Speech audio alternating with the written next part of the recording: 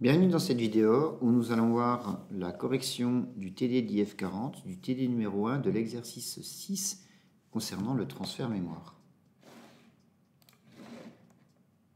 Alors je rappelle l'énoncé de cet exercice qui consiste en transfert d'une zone mémoire. Donc nous allons dans un premier temps écrire un organigramme qui décrit le transfert à l'adresse test de la zone mémoire comprise entre les adresses début et fin. On va ensuite écrire le sous-programme qui correspond, et puis on va écrire le programme principal qui fait appel à ce sous-programme. Et par la suite, je vais vous montrer une petite astuce, comment est-ce qu'on peut utiliser l'instruction repeat couplée avec l'instruction move, donc un move un peu spécial avec deux log16 pour effectuer un transfert. Et puis on gardera un petit peu le gain de rapidité d'exécution que ça engendre. Alors, nous allons tout d'abord faire un organigramme pour transférer de dest les adresses comprises entre début et fin. Donc, avant de passer sur l'organigramme, je vais quand même refaire un petit schéma pour bien comprendre ce dont on veut faire dans cet énoncé. Donc, nous avons deux zones mémoire avec un certain nombre de cases ici. Dans cet exemple, nous allons partir sur 10 cases mémoire, donc 10 mots.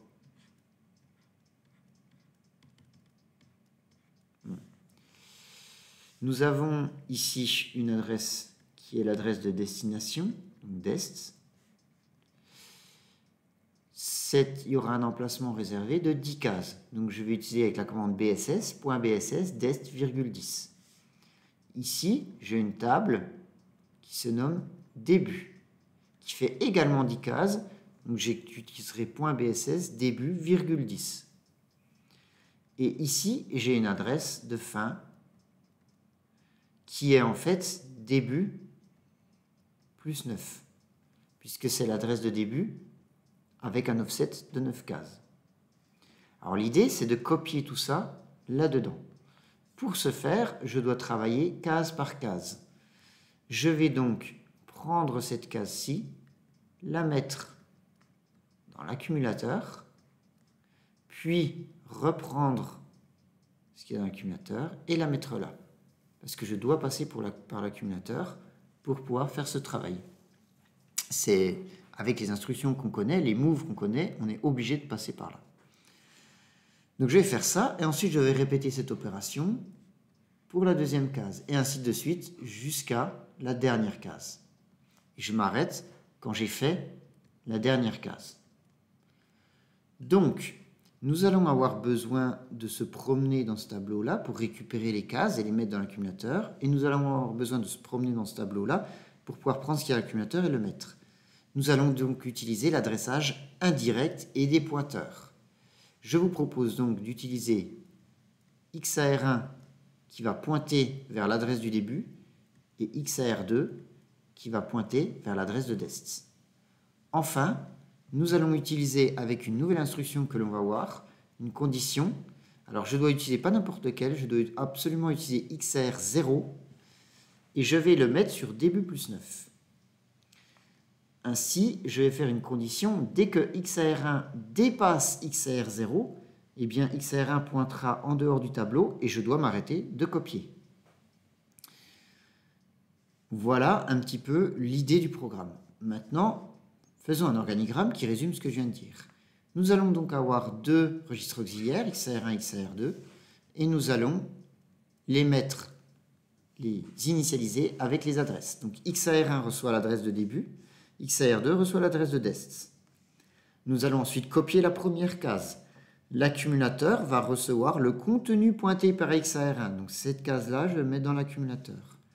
Puis, la case pointée par XAR2, c'est-à-dire celle-ci, va recevoir le contenu de l'accumulateur.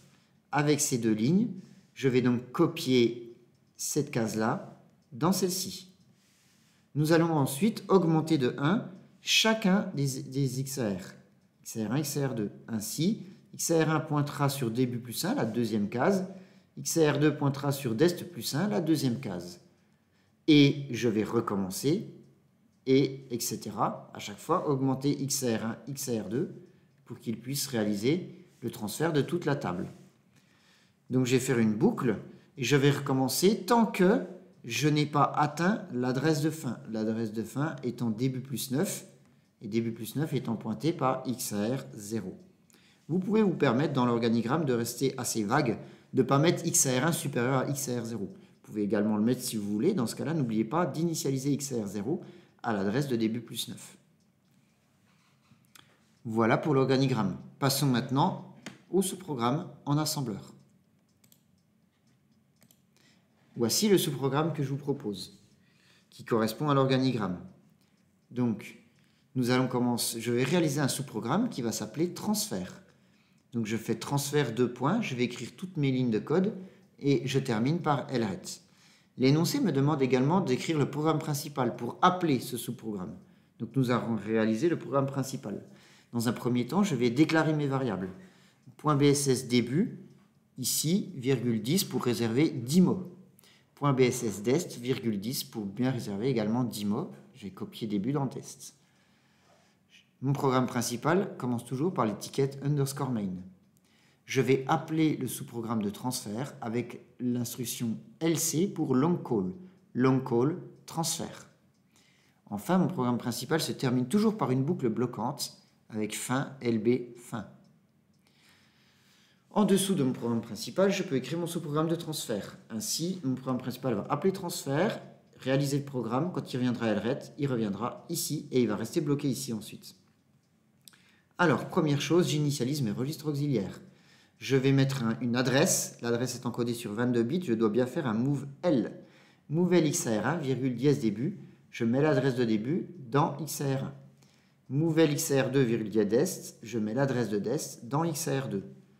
Et Mouvel XAR 0, début plus 9, je mets l'adresse de début plus 9, c'est-à-dire la dernière case de début, dans XAR 0. L'adresse de la dernière case. Maintenant, j'y vais, je commence. Je copie la première case dans la deuxième. Enfin, la première case de début dans la première case de dest. Donc pour ce faire, je dois passer par l'accumulateur. XAR1 pointant sur début, je fais move ACC, virgule, étoile XAR1. Je vais prendre le contenu pointé par XAR1, que vaut XAR1 à XAR1 vaut l'adresse de début. Alors je vais à l'adresse de début, je prends ce qu'il y a, je le mets dans l'accumulateur. Et une fois que j'ai fait ça, je vais incrémenter XAR1 de 1. Donc XAR1 égale XAR1 plus 1. Donc ça me prend un cycle. Idem, le deuxième move. Donc cette fois-ci, je mets ce qu'il y a dans l'accumulateur dans le contenu pointé par dest. Dest étant pointé par XAR2, je fais étoile XAR2, virgule ACC. Donc le contenu pointé par XAR2 reçoit l'accumulateur. Donc là, avec ces deux-là, j'ai copié la première dans la deuxième. Et j'en profite pour incrémenter XAR2 de 1. Donc là, je viens de copier et d'incrémenter mes deux registres auxiliaires pour me placer à la prochaine case. Alors, attention, nous allons utiliser maintenant une nouvelle instruction. Cette instruction, c'est l'instruction CMPR. On va l'étudier un petit peu en détail. Pour ce faire, je vais prendre la liste des instructions assembleurs et je suis allé à la page de CMPR. CMPR, je peux placer en opérande, je dois placer un chiffre, soit 0, soit 1, soit 2, soit 3. Que fait CMPR? CMPR, c'est l'abréviation de compare. Il va comparer AR0 avec le registre pointé par l'ARP, Auxiliary Register Pointer. Donc ça va comparer deux registres auxiliaires entre eux. Ça va comparer AR0 au registre pointé par l'ARP. Alors qu'est-ce que c'est l'ARP? L'ARP, c'est le pointeur de registre auxiliaire. Et en fait, c'est 3 bits qui définissent quel registre auxiliaire on va comparer avec AR0. Donc il faut que j'initialise l'ARP avec le registre auxiliaire que je veux comparer. Moi, je veux comparer XAR0 avec XAR1. Je vais donc devoir mettre l'ARP à 1. Pour ce faire, eh bien, je vais utiliser l'instruction NOP. L'instruction NOP me permet de passer des arguments auxiliaires, et ces arguments auxiliaires, les voici. Il faut écrire étoile, virgule ARP, suivi du nombre qu'on veut mettre dans l'ARP. Par exemple, étoile, virgule ARP1, eh bien l'ARP devient AR1. L'ARP est symbolisée par l'étoile. Donc l'étoile est égale à AR1. Ainsi, lorsque je vais pouvoir faire le CMPR par la suite, je vais comparer AR0 à AR1. Maintenant, reprenons la définition de CMPR. En fonction de ce que vous écrivez, vous avez ici la comparaison. Alors attention, une petite coquille dans le document. Si je mets 0, ça va comparer est-ce que AR0 est égal à l'ARP, donc chez moi, est-ce que l'AR0 est égal à AR1? Si c'est égal, si la réponse est oui, alors le flag TC est mis à 1. TC, c'est un contrôle bits. Je peux le voir ici dans le fascicule du DSP, dans le registre ST0. Nous avons déjà vu le contrôle bit SXM qui permet de placer la représentation en mode signé ou non signé. Je vois que j'ai également ici le bit TC. TC, c'est Test Control Flag. TC va automatiquement être mis à 1 ou à 0 par l'instruction CMPR. Donc en gros, si la condition est vraie, TC est égal à 1. Si la condition est fausse, TC est égal à 0. Donc si je mets CMPR égal à 0, je vais tester si R0 est égal à la RP.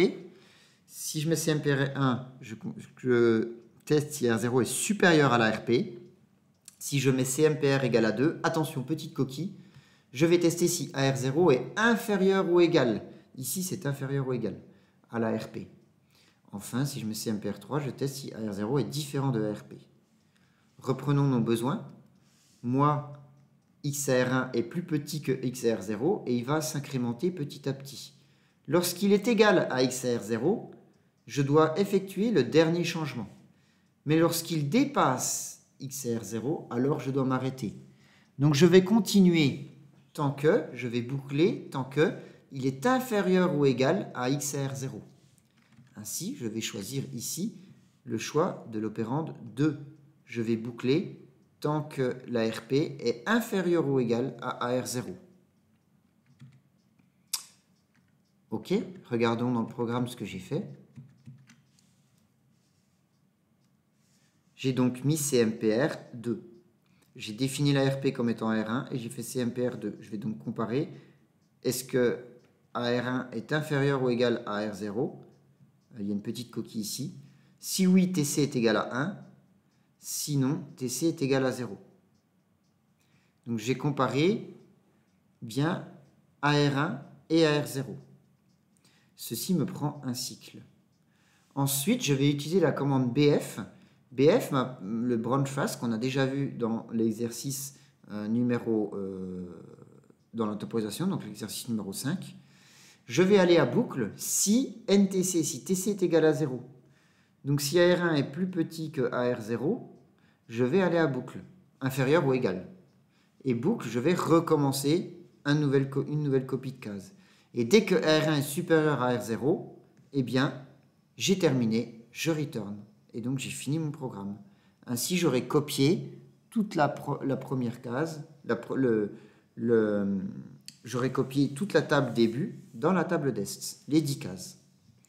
Donc, voici comment est-ce qu'on fait. Alors, on peut s'intéresser, maintenant que j'ai mis le nombre de cycles, au total du transfert. Donc, le total de transfert, c'est 1 plus 1 plus 1 plus 1 plus 4. Donc, 1 plus 1 plus 1 plus 1 plus 4. Donc, je fais uniquement le transfert ici. Je ne prends pas en compte tout le programme. Uniquement cette partie-là. Et je le multiplie par 10 parce que j'ai 10 cases. Ça me donne 80 cycles pour faire le transfert. Ce transfert met 80 cycles à s'exécuter. Maintenant, je vous montre une astuce. Je vais réécrire le programme de transfert, mais cette fois-ci, je vais utiliser une commande spéciale qui est la commande move log16, étoile 02.16 bits. Alors, elle est un petit peu spécifique. Pour ce faire, il faut utiliser un registre auxiliaire. Donc, je vais le charger avec l'adresse de destination. Donc, je fais move-l xar2, dièse dest. Donc, xar2 reçoit l'adresse de dest. Et ensuite, je vais utiliser l'instruction repeat avec un move. Mais c'est un move un peu spécial. Donc, comme j'ai 10 cases, je vais répéter 9 fois. Je vais faire le move une fois et ensuite, je répète 9 fois. Et je vais faire l'instruction suivante, move étoile xar2. Donc, étoile xar2, ça pointe sur dest. Donc, je vais remplir la case de dest.